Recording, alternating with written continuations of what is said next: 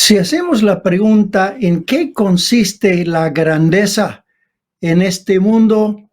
Pues tal vez podemos pensar en varios términos como poder o fama o talentos o riqueza, y la grandeza se mide en distintas formas, pero tal vez la enseñanza más radical que Jesús trajo al mundo fue el concepto que la verdadera grandeza radica en servir. Pero lo más impactante y asombroso no es la enseñanza que dio, sino el ejemplo que Cristo nos dejó. Nadie jamás ha vivido sirviendo como lo hizo el Señor Jesús. Y Cristo tomó las ideas vigentes de grandeza y las puso de cabeza y nos enseñó la idea radical que la grandeza consiste en servir.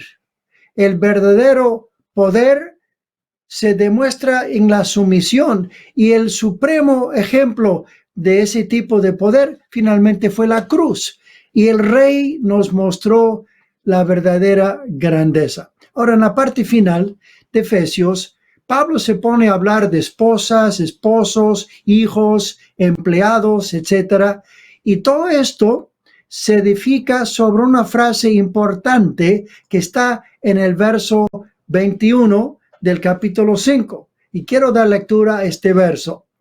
Someteos unos a otros en el temor de Dios.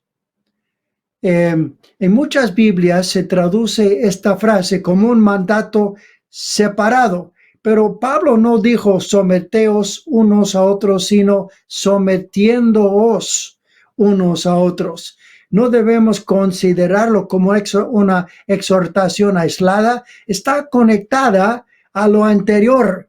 ¿Se acuerdan lo que dijo Pablo en el verso 18? Habló de ser llenos del Espíritu, de no embriagarnos con vino, ser llenos del Espíritu, y luego vienen varios efectos, hablando, cantando, alabando, dando gracias, sometiéndoos. Es uno de los verbos en este grupo que describe el actuar de la persona llena del Espíritu Santo.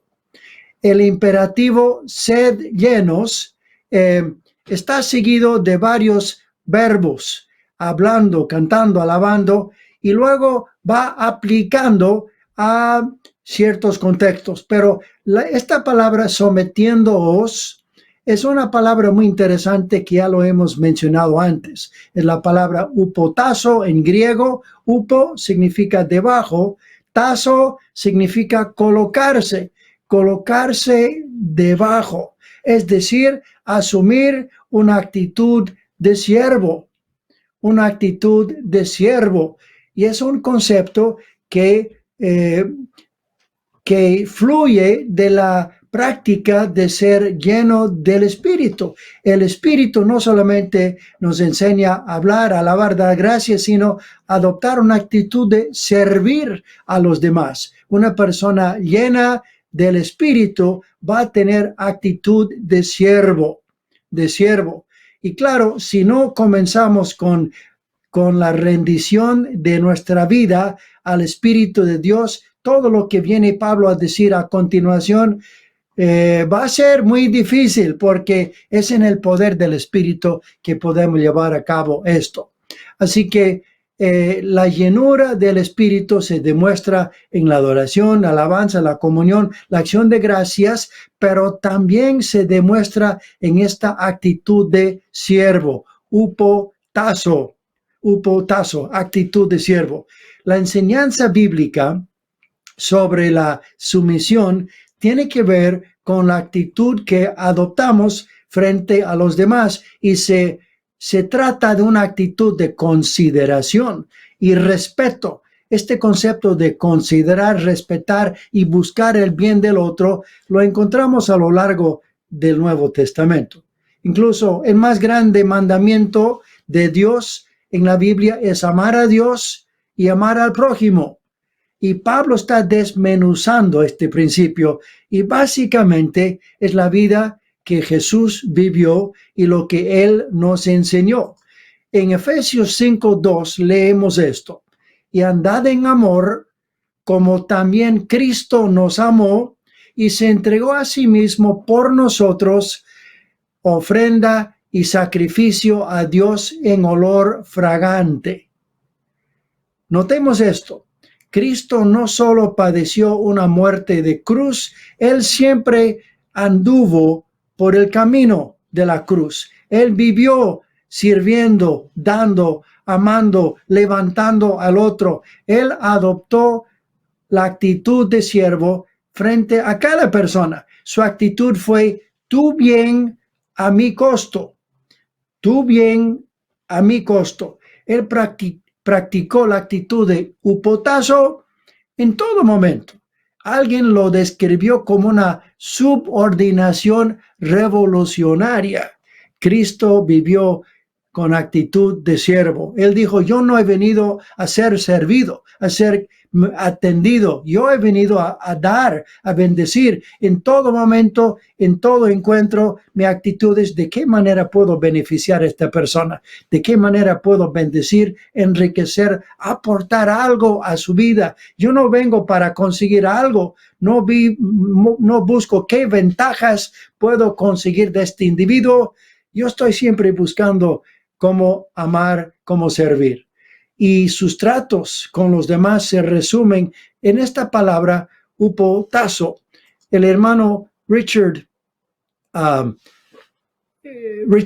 Foster dijo esto: es imposible exagerar el carácter revolucionario de la vida de Jesús y de su enseñanza sobre este punto. Él abolió el camino de la posición y una condición de privilegio.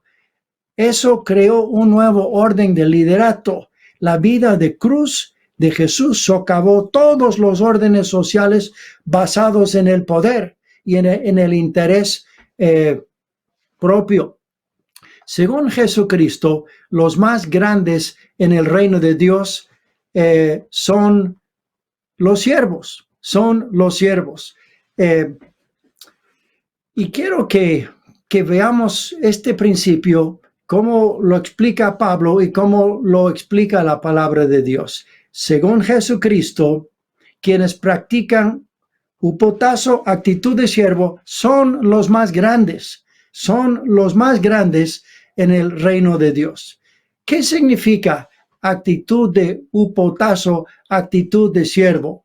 Bueno, algunas frases que nos pueden ayudar. Observen nuevamente el verso: sometiéndoos unos a otros. Esa frase, unos a otros, no se trata meramente de someternos a los de mayor rango. Se trata de brindar esta actitud a todos, unos a otros. Y Pablo insta a la subordinación mutua, recíproca. Todos somos llamados a adoptar esta actitud para con los demás. Esta es la actitud que debemos adoptar hacia nuestro hermano. Y Pablo nos desafía a abandonar la idea de estar más arriba que los demás o de buscar un rango superior. Está diciendo: no, colóquense por debajo. Eso es lo que significa practicar hupotazo. Y diríamos: wow, eso es algo muy radical. Bueno, encontramos este tema de la sumisión en todo el Nuevo Testamento. Es una postura que debemos adoptar todos los cristianos, tanto hombres como mujeres, tanto padres como hijos, tanto amos y esclavos, como leemos en este libro de Efesios. En el primer siglo regían actitudes muy denigrantes hacia mujeres y hacia los niños. Los judíos daban gracias a Dios cada día que Dios no les había hecho un gentil, un esclavo o una mujer. Para los judíos, una mujer era un ser inferior. Ella no gozaba de derechos legales en absoluto. Y los griegos y los romanos, bueno, ellos esperaban que la mujer atendiera la casa, cuidara a los hijos, pero el hombre buscaba placer en relaciones fuera de la casa. La fidelidad casi no existía. Una esposa era prácticamente esclava de su marido.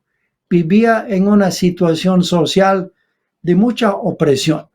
Y en un contexto así, cuán radical fue la enseñanza cristiana, sometiéndoos unos a otros en el temor de Dios. La mujer no es esclava, más bien el marido no solo debe amarla, sino servirla, considerarla superior a él mismo. Y los hijos merecen profunda consideración. Al esclavo también hay que tratar con consideración y respeto, no como un bien de propiedad, sino como un ser humano. El Evangelio llama a los cristianos a vivir como ciudadanos de un nuevo orden, de un nuevo reino. Y el rasgo fundamental de este nuevo orden es la subordinación mutua, actitud de siervo, una vida de upotazo, porque así vivió Jesús. Esa fue la vida que él vivió y ese fue el ejemplo que él nos dio. La razón por la que debemos vivir esa vida se basa en el mismo ejemplo de Cristo. Él nos llama a seguirle y nos llamó a una vida de cruz. Marcos 8:34, si alguno quiere venir en pos de mí, niéguese a sí mismo y tome su cruz y sígame. Cristo dijo claramente a sus discípulos, si alguno quiere ser el primero, será el postrero de todos y servidor de todos. Y vemos en la Biblia a menudo esta frase, unos a otros. Sucede en muchos pasajes. Veamos rápidamente algunos de ellos. Lavarse los pies unos a otros, amarse los unos a los otros, dar preferencia los unos a los otros, aceptarse. Hay mucha enseñanza sobre esta interrelación y básicamente se centra en el concepto de ser actitud de siervo. Bueno, ¿cómo se practica? Bueno, uputazo involucra en primer lugar humildad. Esta actitud de servicio se fundamenta en la humildad. Cuando Pablo inicia la sección práctica de Efesios en el capítulo 4, fíjense cuál es la primera palabra, es decir, la primera cualidad que él recomienda, Efesios 4:2. Con toda humildad y mansedumbre, soportándoos con paciencia los unos a los otros en amor. Efesios 4:2. Humildad. Es ahí donde comienza la enseñanza ética de Efesios, pues la humildad es la virtud fundamental de la vida cristiana. El orgullo es nuestro peor enemigo. Es la madre de todos los pecados y es la madre de casi todos los problemas en el matrimonio y en la iglesia. Andrew Murray dijo esto: todas las miserias de las que este mundo ha sido escenario, todas las guerras con el derramamiento de sangre entre naciones, todas las ambiciones egoístas y los celos, todos los corazones quebrantados y las vidas amargadas deben su origen a este maldito e infernal orgullo, la madre de los pecados, la madre de los pecados. En Lucas capítulo 14 tenemos un incidente interesante. Observen lo que dice Lucas 14:7. Observando cómo escogían los primeros asientos a la mesa, refirió a los convidados una parábola diciéndoles: cuando fueres convidado por alguno a bodas, no te sientes en el primer lugar, no sea que otro más distinguido que tú esté convidado por él, y viniendo él que te convidó a ti y a él te diga, da lugar a este, y entonces comiences con vergüenza a ocupar el último lugar. Mas cuando fueres convidado, ve y siéntate en el último lugar, para que cuando venga el que te convidó te diga, amigo, sube más arriba, entonces tendrás gloria delante de los que están presentes. En las fiestas y banquetes había la práctica de dar lugares de preferencia, dar lugares de honor a ciertas personas, el sentarse a la derecha del anfitrión, asiento de mayor honor, sentarse a la izquierda, el segundo, y así sucesivamente, mientras más lejos del anfitrión, menos honor. Así que Jesús observaba cómo la gente entraba a la fiesta y empujándose, tratando de agarrar los mejores asientos, sentándose en la mesa principal cerca al anfitrión. Pues en una de esas fiestas, Cristo, observando esta situación, se para y dijo, damas y caballeros, veo que ustedes están peleándose por agarrar los mejores asientos. Les quiero sugerir que en el futuro obren de otra manera. Ubíquense en el último asiento. Y posiblemente venga el anfitrión y diga, amigo, por favor, sube más arriba. Y tú vas a tener honor delante de todos los presentes. Les hago una pregunta. Cuando Cristo expresó esas palabras, ¿dónde estaba sentado? ¿Dónde estaba sentado? Él estaba sentado en el último asiento, porque él siempre practicaba lo que predicaba. Siempre se sentaba en el último asiento. ¿Dónde nació Jesús? ¿En el mejor hospital de Jerusalén? Nació en un establo, el último asiento. Se crió en una familia pobre. No tenía dónde recostar la cabeza. El Señor Jesucristo finalmente se colocó en el último lugar cuando murió en una cruz. Cristo siempre solía ocupar el último asiento. Y como dice Marcos, cuando llegamos al final del libro, cuando Cristo se sentó en el último asiento, al final, y llegó a la cruz al final, el anfitrión le invitó a que se sentara a su lado. Fíjense lo que dice Marcos 16:19, penúltimo verso del libro de Marcos. Y el Señor, después que les habló, fue recibido arriba en el cielo y se sentó ¿dónde?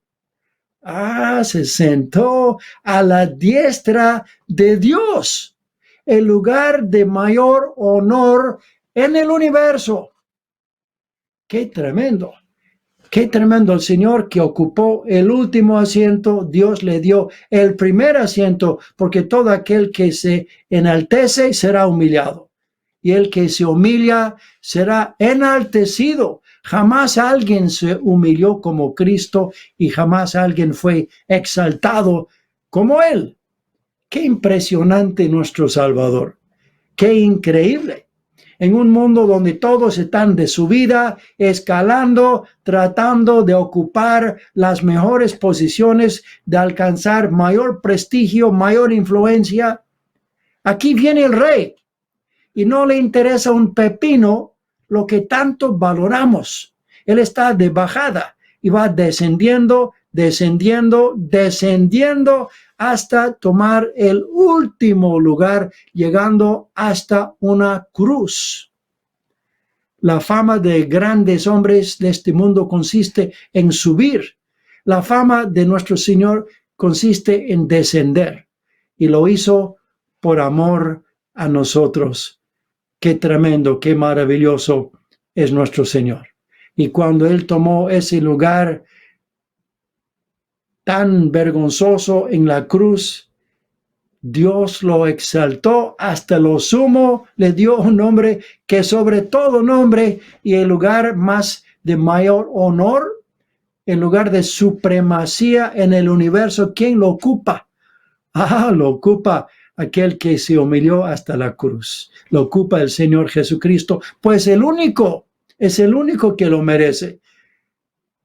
Todo aquel que se enaltece será humillado, y el que se humilla será exaltado. Y ahí lo vemos ahora a nuestro Salvador sentado a la diestra de Dios. En una oportunidad estuvimos haciendo un estudio con parejas y había varios temas, y uno de ellos era el tema del orgullo. Pues el orgullo es uno de los mayores enemigos del matrimonio. Y dice Proverbios que las contiendas vienen por la soberbia, es decir, trae conflicto a la relación. Y había una hoja de trabajo que cada uno tenía que llenar y tiquear las frases acerca del orgullo que te describía a ti. Yo fui leyendo, tiqueando, y cuando terminó había tiqueado la mayor parte que estaba en la lista.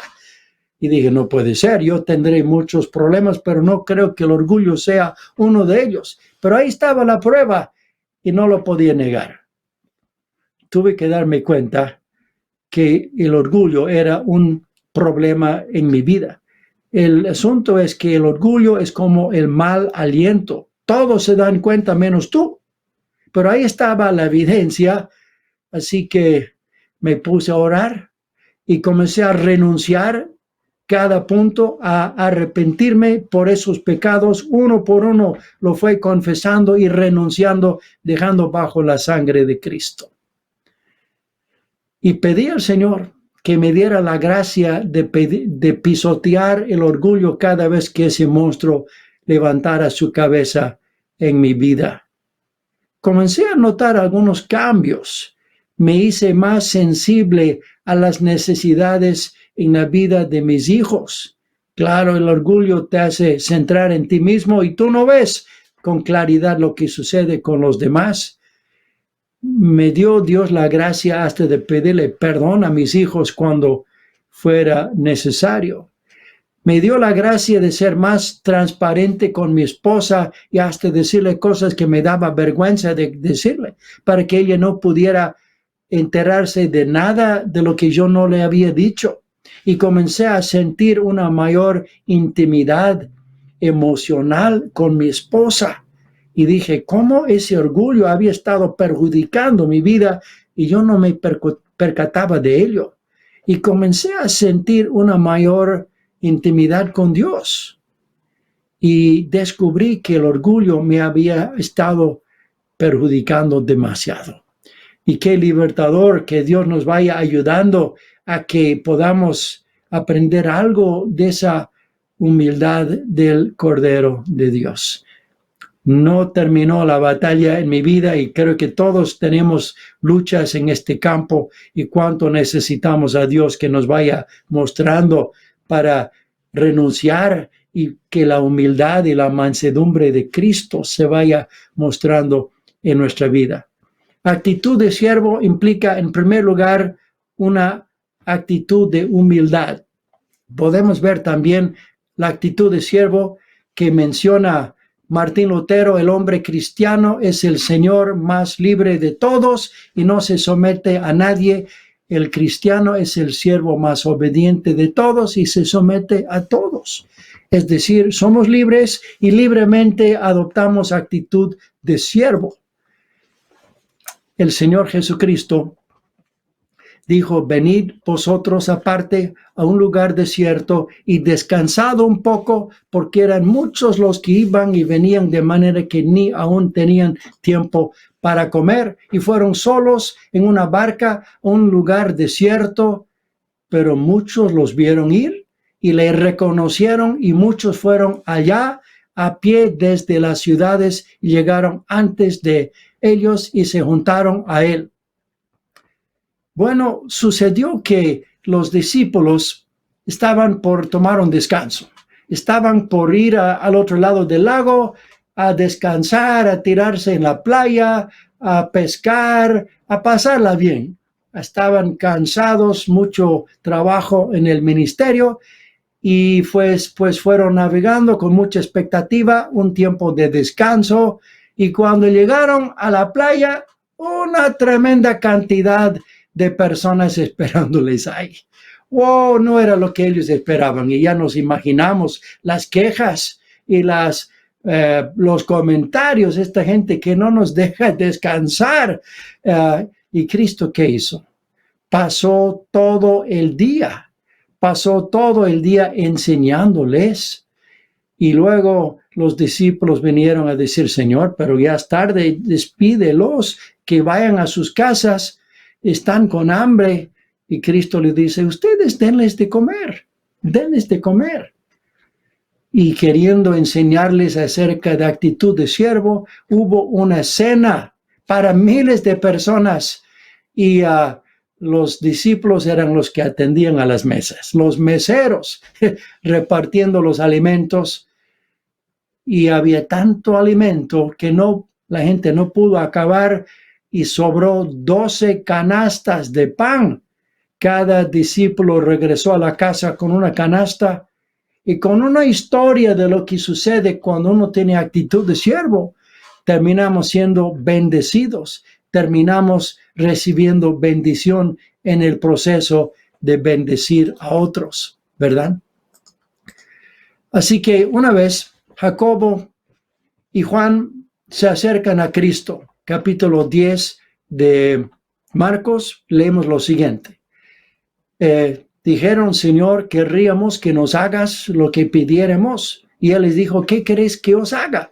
Ellos le dijeron, concédenos que en tu gloria nos sentemos el uno a tu derecha, el otro a tu izquierda. Señor, sabemos que estás por inaugurar un reino y queremos sugerirte que cuando estés buscando un ministro de finanzas, un jefe de aduanas, bueno, mi hermano y yo estamos disponibles para cualquiera de esos cargos. Ellos querían agarrar los buenos puestos en el reino. Entonces, en el verso 38, entonces Jesús les dijo, ¿no sabéis lo que pedís? ¿Podéis beber del vaso que yo bebo? ¿O ser bautizados con el bautismo con que yo soy bautizado? ¿Ustedes anhelan gloria y grandeza? Mi gloria consiste en beber un vaso y en pasar por un bautismo. ¿Están listos para eso? Los tronos no se consiguen por influencias, por favores. Yo voy a recibir un trono, pero será obtenida a costa de una cruz. Y bueno, este diálogo provocó un alboroto entre los discípulos. Los demás se molestaron porque ellos habían estado soñando en esos tronos también. No querían que nadie les ganara la delantera. Bueno, había una lección que aprender, y Cristo convoca a los discípulos y les da una enseñanza sobre la verdadera grandeza, y no tiene que ver con buscar sentarse en tronos, ¿verdad? El verso 42, Marcos 10. Mas Jesús, llamándolos, les dijo, ¿sabéis que los que son tenidos por gobernantes de las naciones se enseñorean de ellas, y sus grandes ejercen sobre ellas potestad? Ustedes saben cómo funcionan los sistemas de autoridad en el mundo. Es una estructura de pirámide, ¿no es cierto?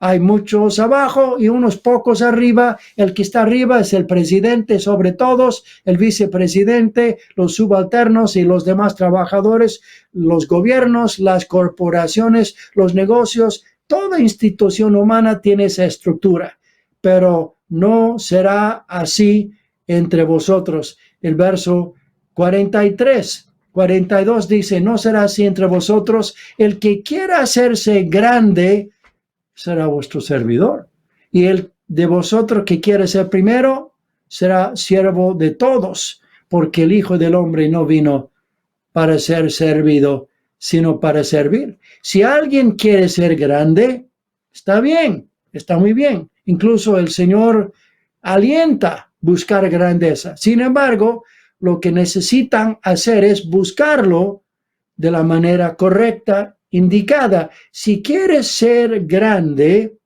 debes entender una cosa. Solo son grandes los siervos. Solo son grandes los siervos. La grandeza no se alcanza por subir, se alcanza por agacharse a servir. Y Cristo busca una ilustración. Las ilustraciones siempre ponen luz al tema, ¿no? ¿Y qué mejor ilustración que Cristo mismo? Porque el Hijo del Hombre no vino para ser servido, sino para servir y para dar, y si fuera necesario, dar su vida. En todo momento y en todo lugar, Cristo vino para servir, no para sacar ventaja, no para buscar algún beneficio personal. Su actitud fue: yo he venido para servir, para ver de qué manera puedo bendecir tu vida, que pueda beneficiarte.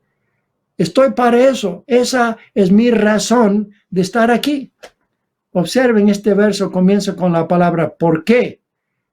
Porque el Hijo del Hombre. La razón de no buscar puestos, privilegios, autoridad es porque así vivió nuestro Señor. Así vivió nuestro Salvador. Y la vida de Cristo es el prototipo, es el modelo para nosotros. Y somos llamados a seguir sus pisadas. En el ámbito cristiano no hemos logrado entender muy bien esto. Alguien dijo, los siervos quieren ser pastores, y los pastores quieren ser apóstoles, y los apóstoles quieren ser Mesías, y el Mesías quiso ser siervo. Qué reprensión para nosotros, ¿verdad? Qué reprensión para nosotros. Había un hombre negro que era un famoso científico, el doctor George Washington Carver. Alcanzó fama y descubrió más de 200 productos que se pueden elaborar en base al maní. Un día, estando parado en la entrada de un hotel, cuando un negociante vino arrastrando sus maletas al mostrador, se estaba saliendo ya del hotel, viendo al hombre negro, le dijo, oye, ven y carga mis maletas al carro, estoy apurado. El doctor Carver podía haber dicho un ratito, ¿usted sabe quién soy yo? Soy un eminente científico, búsquese otro. No, no dijo eso. Se sonrió y voluntariosamente cargó las maletas del hombre. Queridos hermanos, eso se llama grandeza. Eso se llama grandeza. Una vez los discípulos estaban discutiendo sobre quién sería el mayor, quién tendría los mejores cargos en el reino. De pronto el maestro apareció ceñido con una toalla, la vestimenta de un esclavo, y arrodillándose ante ellos, el rey comenzó a lavar los pies de estos futuros gobernantes del reino. Y creo que la discusión acerca de quién sería más grande se acabó ahí mismo. Se quedaron callados al ver ante sus ojos la verdadera grandeza. El rey del universo les estaba mostrando que ser verdaderamente grande consiste en ¿qué? Consiste en servir. Y la pregunta fue, ¿eres lo suficientemente grande para ser un siervo? Años atrás, cuando yo tenía un negocio, un día un señor entró a la oficina y preguntó dónde era una óptica, buscando un negocio en el barrio. Bueno, el que trabajaba conmigo, un hermano que también se llamaba Jorge, él dijo, bueno, señor, le voy a averiguar. Buscó en la guía telefónica, encontró la dirección, llamó por teléfono, averiguó su horario de atención al público, le pasó el dato al hombre, le pasó un papelito, un folleto evangelístico, el hombre contento se fue. Unos días después nos llegó una carta de ese hombre. Él dijo, señores, cuando llegué a su oficina, había preguntado antes en otro lugar y no me ayudaron. Ustedes hicieron una llamada telefónica, eran muy amables, me proporcionaron la información, incluso me dieron un papelito que me gustó mucho y me interesaría recibir más información de ese tipo. Jorge mostró actitud de siervo. En eso consiste la verdadera grandeza. Además, actitud de siervo está en considerar superiores a los demás. ¡Wow! ¿Qué es eso? Considerar superiores a los demás. En Filipenses 2 tenemos dos mandatos en los versos 3 y 4. Observen, nada hagáis por contienda o por vanagloria, antes bien con humildad, estimando cada uno a los demás como superiores a él mismo. Considera a los demás como si fueran más importantes que tú. Y verso 4, no mirando cada uno por lo suyo propio, sino cada cual también por lo de los otros. Vive preocupándote por las necesidades de los demás. Y luego nos dice, si haces eso, tendrás la mente de Cristo, porque eso es lo que Él hizo. Esta es una enseñanza revolucionaria. Pone de cabeza todas las pugnas de rango y el estar más arriba que el otro, y llama a que cada uno estime a los demás como superiores a él mismo. Y verso 5 dice, haya pues en vosotros este sentir que hubo también en Cristo Jesús, el cual siendo en forma de Dios. Y ahora aquí tenemos el ejemplo supremo de la verdadera grandeza. Y fíjense en qué consiste. No estimó el ser igual a Dios como cosa a que aferrarse, agarrarse, sino que se despojó a sí mismo, tomando forma de siervo, hecho semejante a los hombres. Observen, él tenía igualdad con el Dios Altísimo. Aquí tenemos el supremo soberano, Señor de todo. Todo cuanto existe y respira le pertenece a Él y fue hecho para Él.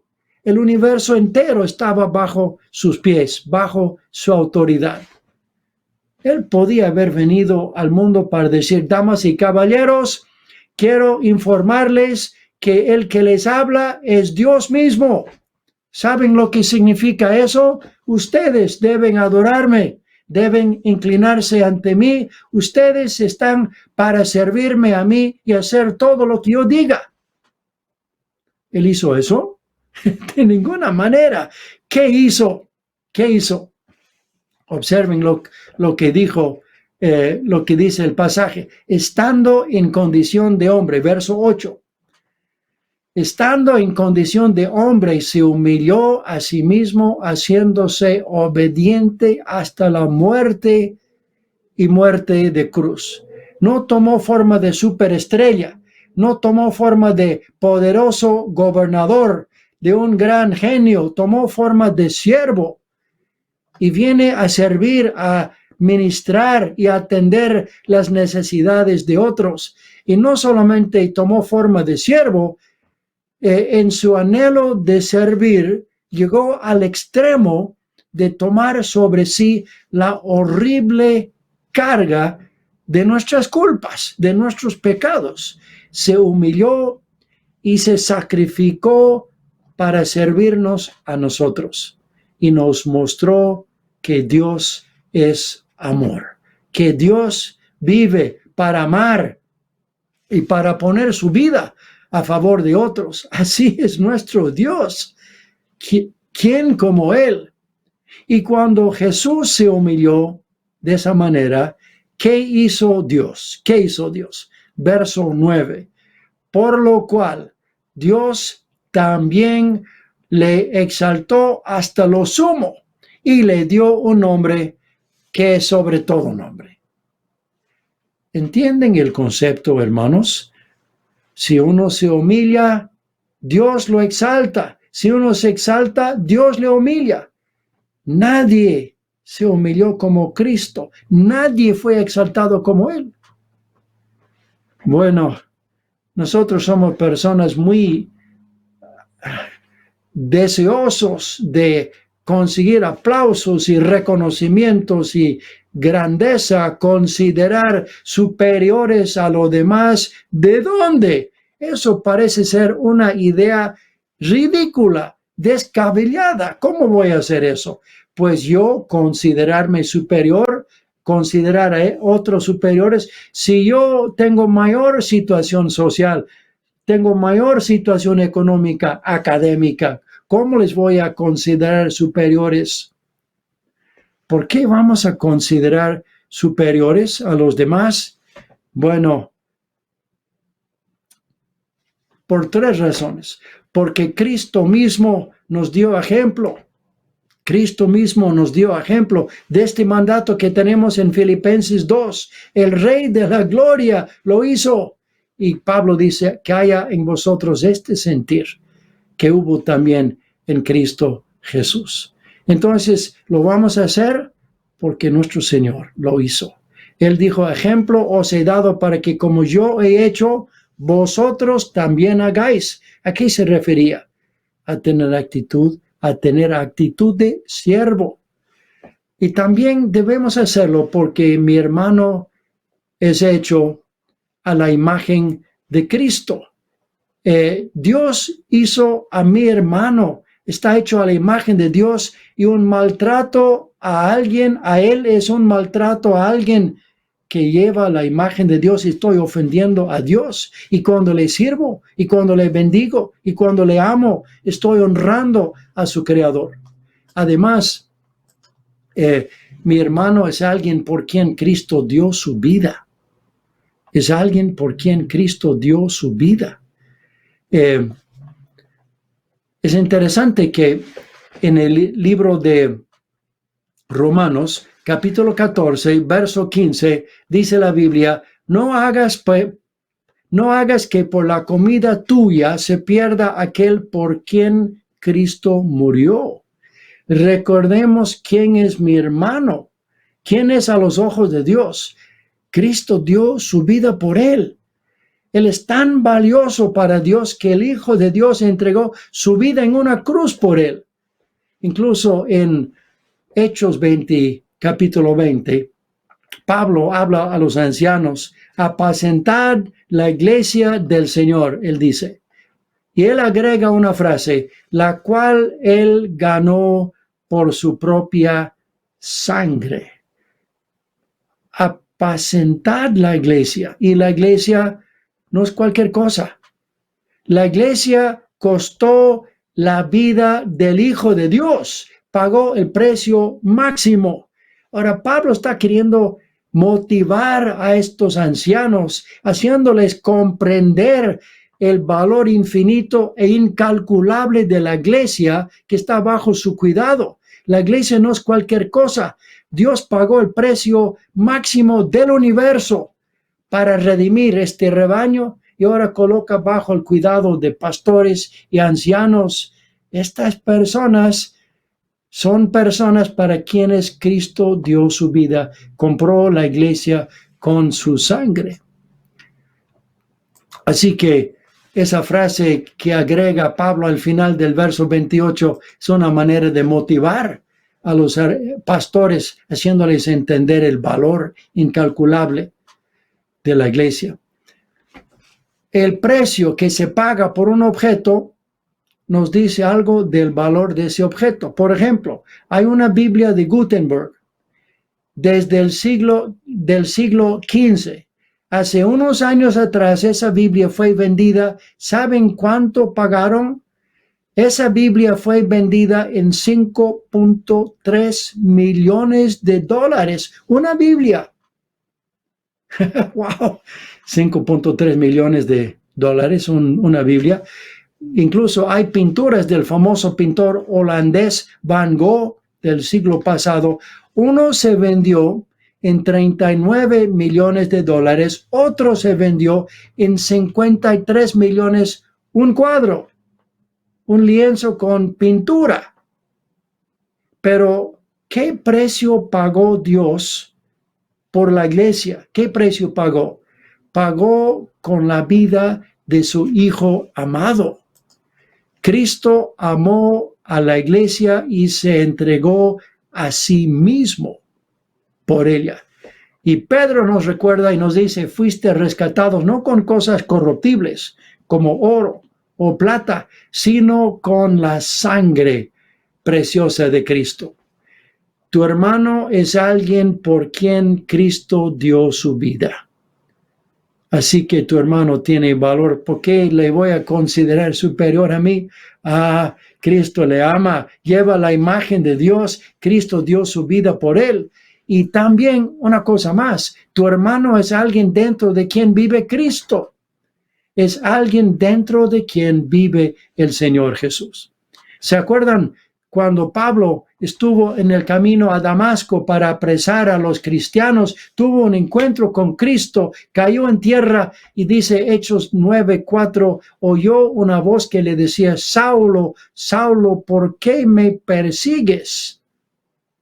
Pero Señor, estoy persiguiendo a esta gente que se llaman cristianos. ¿Por qué me persigues? ¿Acaso Pablo estaba persiguiendo a Cristo? Sí, estaba persiguiendo a Cristo porque tocar a los cristianos es tocar a Cristo. Tocar a su iglesia es tocar al Señor. Porque esa iglesia, ese pueblo es la casa de Dios. Cristo está en ellos. Perseguir a la iglesia es perseguir a Cristo. Hermanos, cuando hablamos mal del hermano, estamos hablando mal de Cristo. Cuando hacemos un daño al hermano, hacemos el daño a Cristo, porque Cristo está en él. Cristo está en él. Cuando bendecimos al hermano, estamos bendiciendo al Señor. Qué tremenda verdad, ¿no es cierto? Si tomáramos en cuenta esta verdad, ¿cómo cambiaría nuestra actitud? Dar honor el uno al otro. Esta es la ética del reino de Dios. Ahora, no es nada fácil adoptar actitud de siervo, someternos los unos a los otros, como Pablo dice, es una palabra difícil. Así que Pablo agrega una frase más. Fíjense, lo debemos hacer en el temor de Cristo. En el temor de Cristo. Al final del verso 21 dice así, someteos unos a otros en el temor de Cristo. Otra traducción dice, sometiéndoos unos a otros en el temor de Cristo. No es una frase piadosa que Pablo pone para darle un tinte espiritual a su libro. No, más bien nos está diciendo por qué hemos de vivir sirviendo los unos a los otros. Nos está dando motivos para hacerlo. Y no es porque el hermano es simpático, es muy amable, es buena gente, no.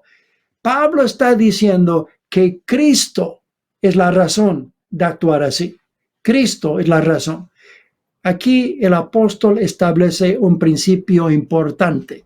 Es mi compromiso con Cristo que me lleva a obrar de esa manera.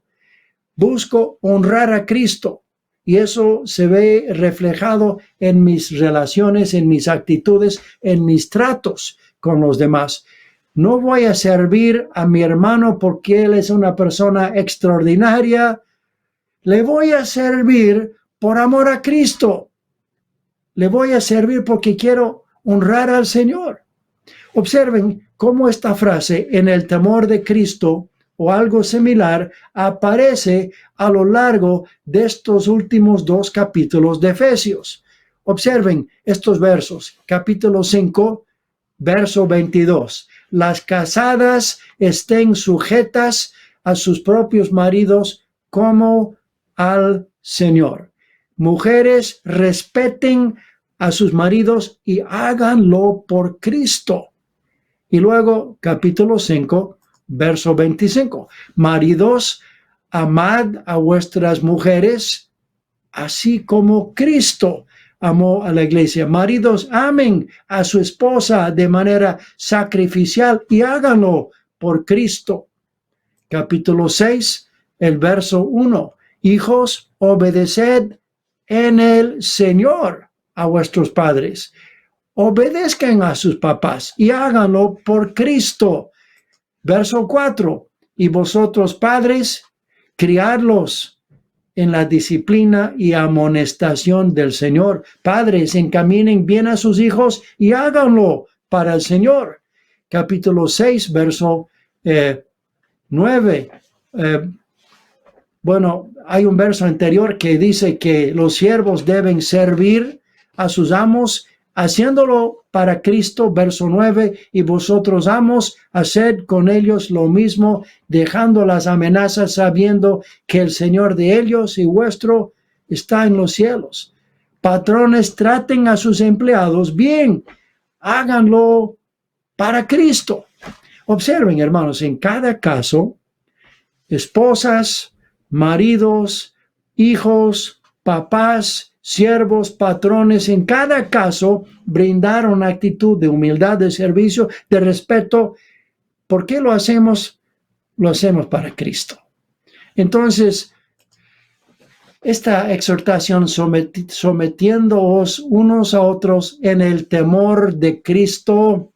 ¿Por qué lo voy a hacer? Lo voy a hacer para honrar al Señor. Lo voy a hacer porque así vivió Cristo. Él vino lavando pies, nos dio el ejemplo y Él nos llama a que por amor a Él lo hagamos también. Cristo merece ser glorificado en mis tratos, en mis relaciones, así que lo hago por amor a Cristo. No lo hago meramente porque es mi deber o es mi obligación, lo hago porque Cristo es mi Señor y vivo para Él.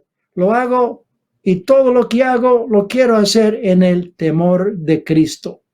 Una persona llena del Espíritu es una persona enfocada en el Señor Jesucristo. Vive su vida delante del Señor, busca agradarle en todo, y una manera importante de hacerlo es sometiéndoos los unos a los otros en el temor de Cristo. Bueno, ¿se acuerdan que en el aposento alto, cuando Cristo y sus discípulos se reunieron esa última noche, Juan dice algo muy interesante. Cristo, sabiendo que el Padre le había entregado todas las cosas, que vino del Padre y se iba al Padre, Juan pone esa frase explicando lo que Cristo tenía muy presente en ese momento. El Padre le había entregado máximo poder en el universo. Ahora, ustedes saben que cuando alguien obtiene poder, hay un dicho que dice, el poder corrompe, y el poder absoluto corrompe absolutamente. El presidente Abraham Lincoln dijo, si quieres poner el carácter, si quieres probar el carácter de una persona, dale poder. El poder, cómo corrompe, ¿no? Cómo nos vuelve arrogantes, soberbios, se nos suben los humos, nos creemos los más grandes. Qué difícil manejar el poder. Ahora, una cosa sería llegar a ser alcalde, o ser gobernador, o ser presidente de una nación. ¿Cómo sería ser máxima autoridad en el universo? ¿Cómo sería eso? Cristo, sabiendo que el Padre le había entregado todo, máximo poder en el universo entero bajo sus pies. ¿Y qué hace el Rey del universo? Se levanta, toma agua, se agacha y comienza a hacer el trabajo del siervo más humilde. ¡Wow! ¡Qué tremendo ejemplo! Cristo demostró el principio de upotazo, lavando los pies, y dijo, ejemplo os he dado para que como yo he hecho, vosotros también hagáis. Cristo nos dio el mayor ejemplo de grandeza. La grandeza consiste en ¿qué? Consiste en servir. El Señor Jesucristo lo demostró, lo enseñó y nos llama a que sigamos sus pisadas, sometiéndoos los unos a los otros en el temor de Cristo. ¡Qué reto! ¡Qué desafío más grande! Y nunca vamos a comenzar a practicar eso sin haber comenzado con verso 18. Sed llenos del Espíritu. Únicamente en el poder y con la ayuda del Espíritu de Dios podamos reflejar esa actitud tan bella del Señor Jesús. El Espíritu nos quiere llevar a ser más como Él. Este es nuestro Cristo y no hay nadie como Él. Él demostró lo que es tener corazón de siervo y Él nos llama a seguir sus pisadas. Que Dios bendiga su palabra, queridos hermanos.